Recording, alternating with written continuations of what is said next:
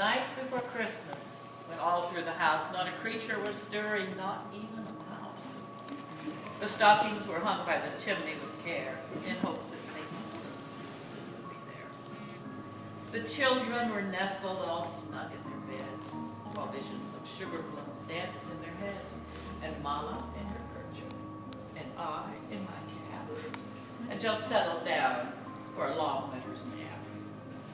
When out on the lawn there arose such a clatter, I sprang for the bed to see what was the matter. Away to the window I flew like a flash, tore open the shutters, and threw out the sash. The moon on the breast of a new fallen snow gave a luster of midday to objects below.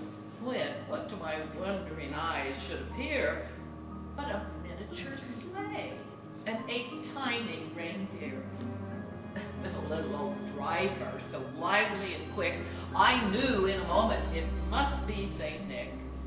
More rapid than eagles his coursers they came, and he whistled and shouted and called them by name. Now Dasher, now Dancer, now Prancer, now Vixen, on Comet, Cupid, on Donder and Blitzen, to the top of the porch, to the top of the wall.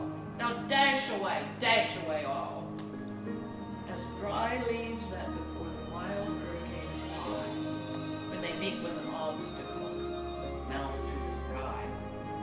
So up to the housetop the coursers they flew, with a sleigh full of toys, and St. Nicholas too. And then, in a twinkling, I heard on the roof the prancing and pawing of each little hoof. As I drew in my head and was turning around, down the chimney St. Nicholas came with a bound.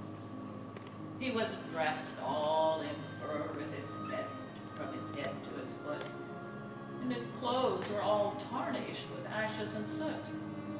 A bundle of toys he had flung on his back, and he looked like a peddler just opening his pack. His eyes, how they twinkled. His dimples, how merry. His cheeks were like roses, his nose like a cherry. His droll little mouth was drawn up like a bow, and the beard of his chin was as white as the snow. The stump of a pipe he held just in his teeth, and the smoke it encircled his head like a wreath. He had a broad face and a little round belly that shook when he laughed like a bowl full of jelly. He was chubby and plump, a bright, jolly old elf. And I laughed when I saw him in spite of myself. A wink of his eye and a twist of his head soon gave me to know I had nothing to dread. He spoke not a word and went straight to his work, and filled all the stockings, then turned with a jerk, and laying his finger aside of his nose, and giving a nod, up the chimney he rose. He sprang in his sleigh, to his team gave a whistle, and away they all flew at the down of a thistle.